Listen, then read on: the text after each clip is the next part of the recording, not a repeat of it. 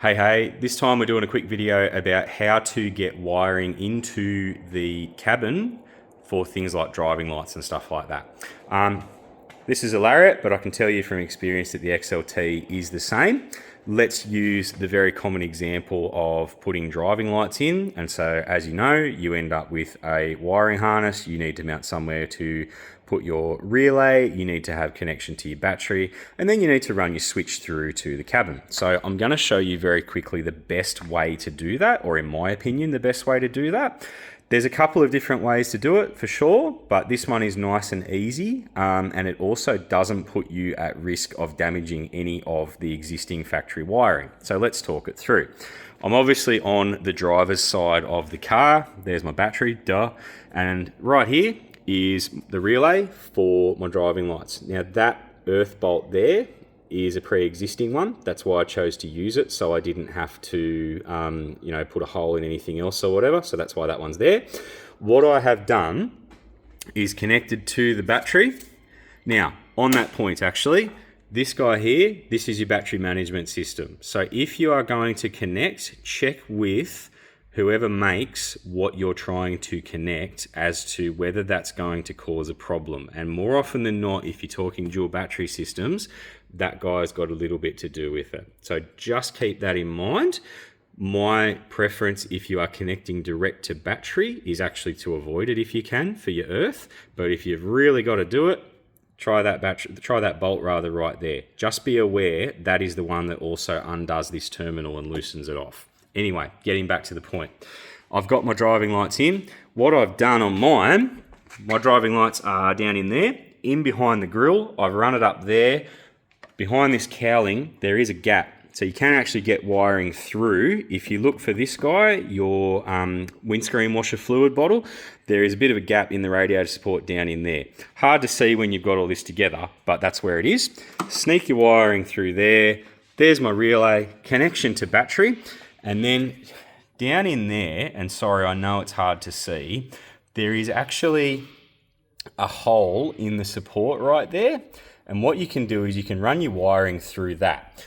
It will lead you down behind the guard into this spot. So if you were to pull this vent out, and they do just pull out, just give it a good hard shove that way. There are no screws in them. But if you pull that out, you'll actually see back up in through there, it goes all the way through back into the engine bay. So if you need to get wiring from your engine bay over here into there, this is the way to do it. When this comes out, and as a matter of fact, I'll actually show you. There it is, it's out. When this comes out, you will see in there is a grommet. Now, sorry, I know it's not great, but it's right there, and I have got my driving light wiring going through there already. The reason that you use that one is that will bring you out in the driver's side of the dash, underneath the dash, right near the body control module.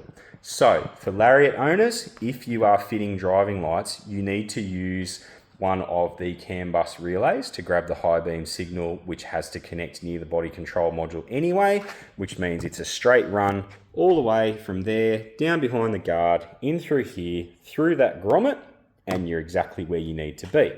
For XLT owners, the grommet is still there, but the advantage that you've got is that you don't need to go anywhere near the BCM, which means you can easily run your switch wire through there or whatever you're doing, and you'll come straight out in a very usable spot. So while we're here, let's take a quick look at where that's going to end up. If we open the door to the car, again, sorry, it's not so easy. This is your OBD port right here. So there's the pedals.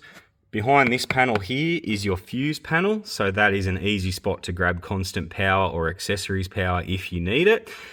The wiring will come out just in there. I know it's hard to see, but if you use a light and shine it back down through the vent, you will see the light coming through.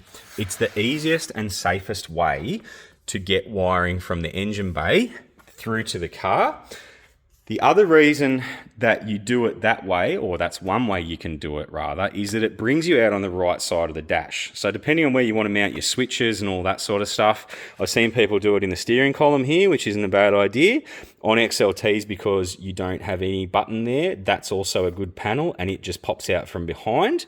You've got lots of options there in terms of where you can mount it. What you do generally need to do to access all this part is drop your driver's door seal there. It just pulls away. This panel will then come away like that, and that will get you in the back there to mount whatever you want. Most of, but not all of, the factory wiring actually enters the car on the left-hand side of the dash behind the glove box. And that's why it's a really good idea to keep away from that if you can. This way, quicker, easier, also provides less interference to anything else. Great for a UHF if you need to do that, depending on where you're running your aerial and all that sort of stuff. But it will bring you out right down there, right where your power is, and you can get it set up and go from there. So again, just to recap very quickly, from the front end of the car over to the battery, down through the guard next to the fuse box there. That's actually the wiring for my driving lights right there.